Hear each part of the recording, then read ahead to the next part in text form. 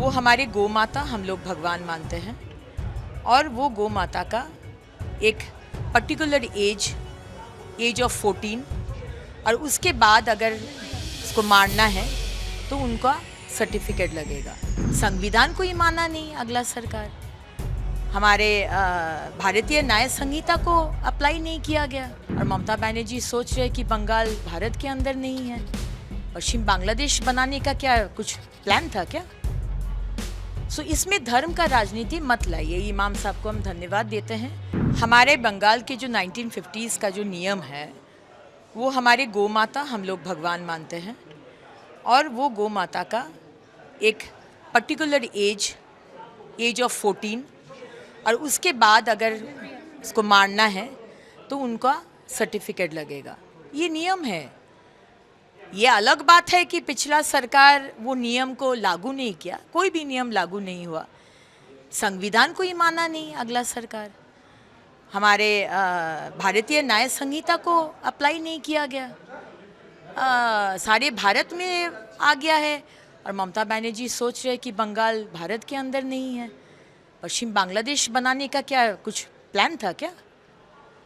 सो इसमें धर्म का राजनीति मत लाइए। इमाम साहब को हम धन्यवाद देते हैं कि वो सेंसिबल बात बोले हैं। आप कुछ मानेंगे, दूसरे समाज दूसरे धर्म कुछ मानेंगे, ऐसे कोऑपरेशन का एटीट्यूड रहेगा तो राज्य आगे जाएगा। हम लोग क्वालिटी टाइम दे सकते हैं काम पर, और ये जो माइक बंद करने का विषय है ये तो कोई धर्म का विषय नहीं है। तो भारतीय न्याय संहिता में लिखा है 50 डेसिमल से ऊपर आप बजा नहीं सकते हैं। आप हिंदू हो सकते हैं, आप बीजेपी हो सकता है, आप टीएमसी हो सकता है, आप मुसलमान हो सकते हैं। तो इसमें बेकार में राजनीति का बात मत, धर्म का बात मत लाइए। रास्ते अवरुद्ध करके कोई भी कोई प्रोग्राम करेगा, आप कोई भी हो सकता है, इसको लागू क्या है ना। अन्याय करते करते आप लोग सोच लिए कि अन्याय बुधाय न्याय है, अन्याय न्याय नहीं है।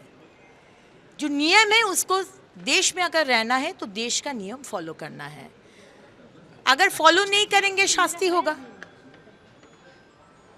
ममता बनर्जी ने भी ट्वीट पोस्ट करके किया है कि ये राज्य बुलडोजर का राज्य नहीं है, कहीं ना कहीं अपोज किया है उन्होंने इस सरकार को। ममता बनर्जी 15 साल मिला है, 15 साल तो 15 दिन या 15 महीना नहीं था।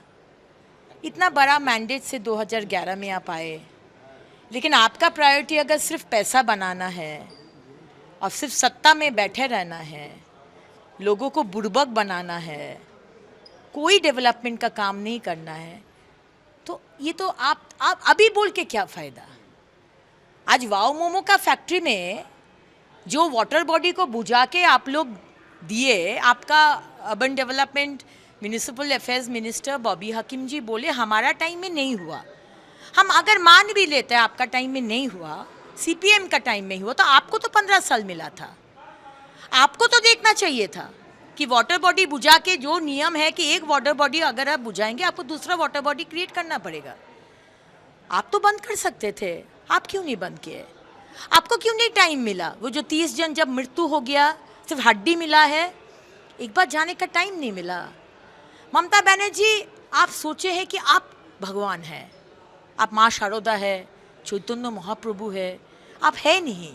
आप सोचे थे और आपका लोग सोचे थे कि आप इंडिस्पेंसिबल है, लेकिन बंगाल के लोग दिखा दिया है, इधर यू परफॉर्म, यू डिलीवर और यू पेरिश।